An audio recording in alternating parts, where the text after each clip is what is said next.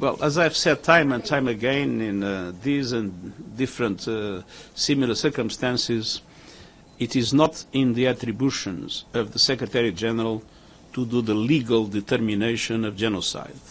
That belongs to the adequate judicial entities, namely the International Court of Justice. As you know, President Trump and President Putin met recently in Alaska. After this, do you see any realistic path to peace in Ukraine right now? And connected to this, President Trump is openly campaigning for the Nobel Peace Prize. In your view, has he done enough to deserve it so far? Well, that is a question to ask to some people in Norway that deal with this issue. I am not optimistic about short-term progress in the peace process in the Ukraine. Our position is very clear. We need an immediate ceasefire, but a ceasefire that leads to a solution based on the UN Charter, international law, and the resolutions of the General Assembly. The positions of both sides are now largely incompatible. Is it time for the international community, for the UN, for member states to push for a force to protect civilians in Gaza? I do not think it will be possible to have a force at the present moment. It will be rejected by Israel and I believe rejected by also the United States. We have not the instruments for an effective protection of civilians to the extent that 400 of our staff has been killed. So I would like to have an immediate ceasefire, and having an immediate ceasefire to have an international force able to protect civilians.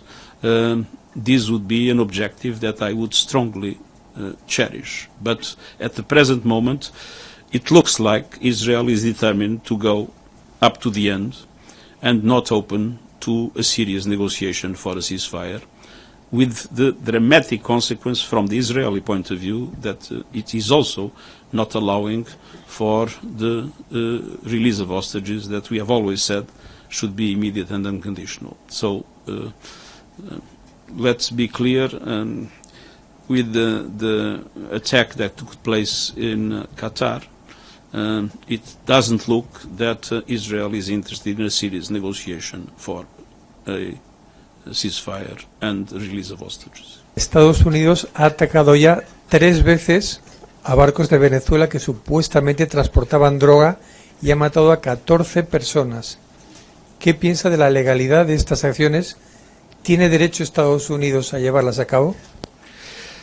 Nosotros no tenemos aún una información completa sobre exactamente lo que pasó, pero para nosotros es evidente que es absolutamente esencial respetar la ley, el derecho internacional en esta materia. We absolutely must do everything and mobilize as much as we can the international community to make sure that the two-state solution prevails. And the question is simple: what is the alternative? It's a one state in which one people is deprived of basic rights, one state in which one people is moved out of their land. Is this possible in the 21st century? Is this acceptable in the 21st century?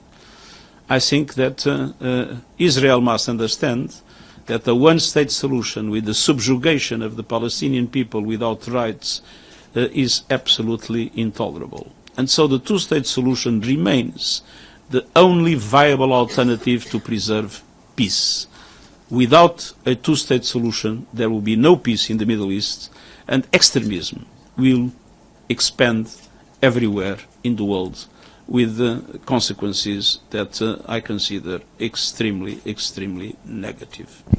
First of all, I believe the Security Council reform is something that makes full sense. Security Council has a composition that doesn't correspond to the world of today.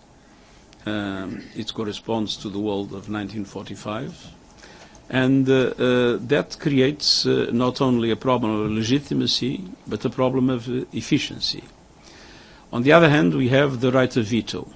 There were proposals, namely by France and the UK, limiting the right of veto, especially in situations where we have massive violations of human rights or dramatic cases of this kind. And I see with sympathy that proposal, but of course it's up to member states to look seriously into the reform of the civil rights.